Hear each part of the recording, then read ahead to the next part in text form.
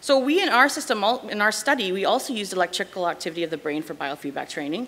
We used the NeuroSky mindset to gather EEG from players in real time, and we modified the headset to collect info from the CZ location on the top of the head. An EEG signal looks something like this, and then you decompose it into its contributing frequencies, and it looks something like this.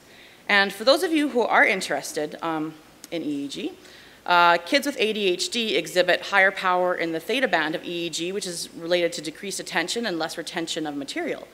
And they also exhibit lower power in the low beta band of EEG, which is related to increases in both hyperactivity and impulsivity in their behavior. So neurofeedback training has been shown to help kids with ADHD lower the ratio of theta over low beta, and so there's some evidence to suggest it might work in our population as well. So in our study, we also use this ratio to control gameplay. We tested our system with 16 children who were all diagnosed with FASD and played video games regularly. Kids played 2 to 3 times a week for 12 consecutive weeks with about 30 to 45 minutes of gameplay per session. Users chose which games they wanted to play. However, all players used the mist effect at obfuscation levels set by the experimenters based on a standard pre-play calibration procedure. We asked users to fill out a survey with questions related to the play experience at the end of the study and also processed the EEG logs. So we asked 3 main questions in our study that we wanted to find out.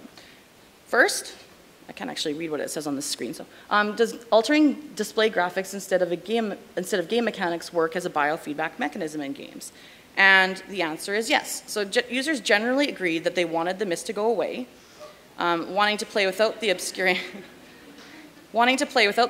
obscuring textures is important to motivate the progression of training. They should have to want to make it go away to motivate them to self-regulate. Players also agreed that they were able to control the mist to make it go away. That players felt in control over the textures suggests that altering display graphics works as a biofeedback mechanism.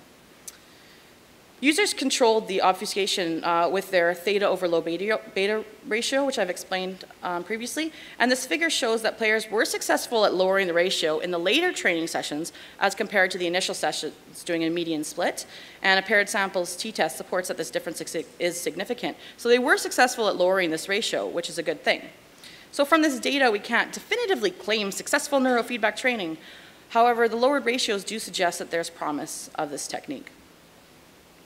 Our second question was, do graphical overlays ruin the fun of playing games? And the answer is no. The neurofeedback textures did not fundamentally alter the gameplay experience so that it was no longer enjoyable, and fun games remained fun to play even when used as part of our system. However, all users also agreed that they would have preferred to play without